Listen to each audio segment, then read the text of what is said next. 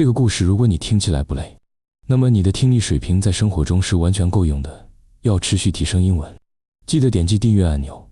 我们开始吧。 If you live long enough in one place, you start to see things other people miss. That is how this story begins. Not with gossip, not with spying, but with watching, the quiet kind of watching that comes from caring about what happens next.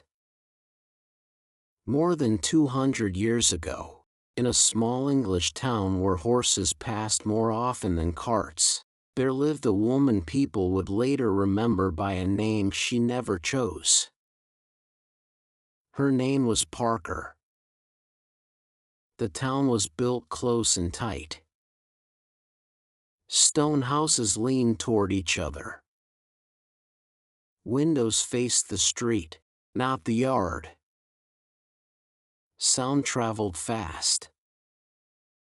Smells traveled faster. When bread burned, everyone smelled it. When someone cried at night, the sound slipped through walls and settled in other homes. Parker had lived there most of her life. She knew the rhythm of the street. She knew which door opened early and which one stayed shut too long. She knew the sound of work boots and the softer sound of bare feet on cold stone. This was not a skill she trained. It came from time. Every morning, Parker rose before the sun cleared the roofs. She heated water, washed her face, and stood by the window while the kettle sang. That window was her clock. When the baker passed, it was time to eat. When the mill workers rushed by, it was time to start the day. She noticed small things. A man who once whistled now walked with his head down. A child who used to run now stayed close to the door. A woman who laughed loud now spoke barely above air. These details mattered to Parker, even when they meant nothing to others. At first, people were glad she noticed. One spring morning, smoke drifted from a house that should have been empty. The owner worked far away and never returned before dark. Most people thought the smoke came from a neighbor's fire. Parker knew better. The smoke was wrong. Too dark.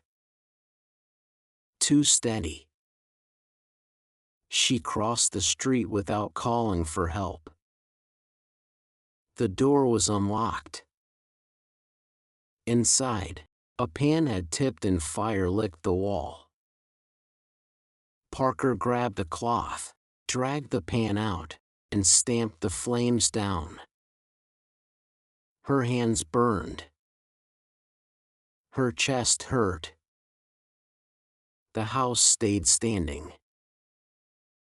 That day, people praised her. They said she had sharp eyes.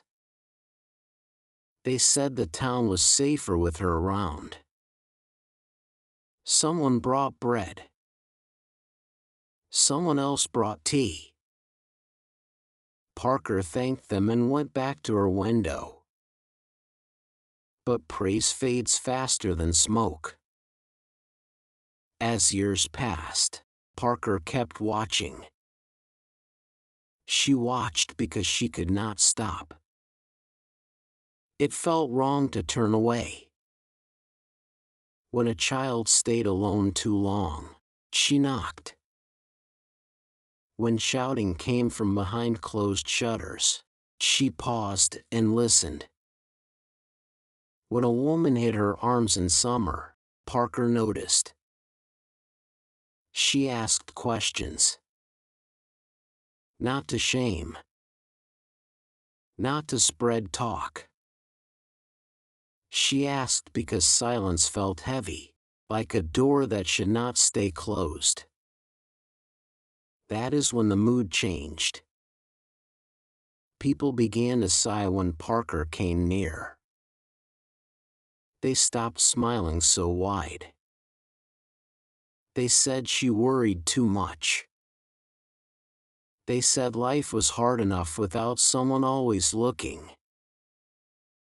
Her questions became a problem instead of a kindness. Children were the first to turn it into a joke. They followed her down the street, copying her slow walk, her careful eyes. One boy laughed and called out a name that made the others grin. Nosy Parker. The sound of it stuck to her like dust. At first, it made Parker smile. She thought it meant curious. She thought it meant aware. She did not hear the edge yet. But the edge came quickly. When she asked why a shop stayed closed for days, someone snapped, "Do not be a nosy Parker." When she checked on an old man who had not been seen, she was told to leave him be. The words hardened. They no longer meant watchful. They meant unwanted. Still, Parker watched. One winter night, the river froze thick and pale. Young men crossed it to save time, laughing as they went. Late one night, the ice cracked. A body broke through. The river swallowed the sound. Parker was awake. She always was. She heard something that did not belong to the night. A short cry. A sharp break. She opened her window and saw a dark shape against white ice, moving, then still. She ran. She pounded on doors. She shouted names. Men came with ropes and hooks. They pulled the young man out, shaking in blue, but breathing. By morning, the river looked calm again, as if nothing had happened. No one said thank you. No one said sorry for the name. Time bent Parker's back. Her hair thinned. Her steps slowed. She spent more time sitting by the window than standing in it. Still, her eyes followed the street. Still, she noticed when something felt off. When Parker died, the town marked the day and moved on. There was no crowd. No long speech. Just quiet earth and a simple stone. But the name lived longer than she did.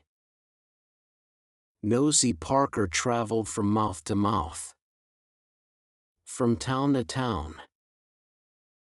The story behind it thinned until it vanished. People forgot the fires that did not spread. The river that did not take a life. They kept only the sound, sharp and easy to throw. Years passed.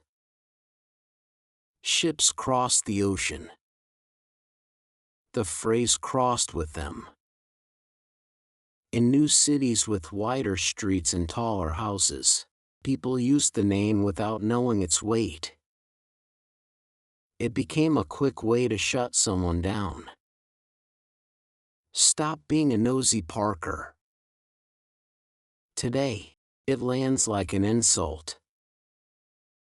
It tells you to look away. It tells you not to ask. It tells you that caring too much is worse than caring too little. But history is quiet about this truth. Most harm survives because people look away.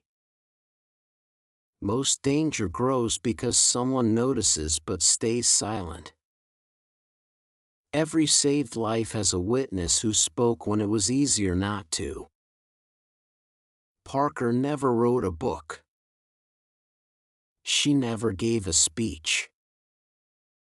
All she did was look out a window and refuse to ignore what she saw. The next time you notice something small that feels wrong, remember her. Remember that names can lie.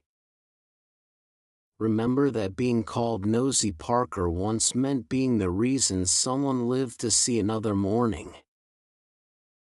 And when you feel that pull to turn away, ask yourself which story you want to be part of. 能以非母语者的身份专注学习到现在，这本身就是很棒的进步。真诚感谢你的观看。如果你觉得本期内容实用，点赞或留言让我知道你的想法，这对我持续创作非常重要。我们下期见。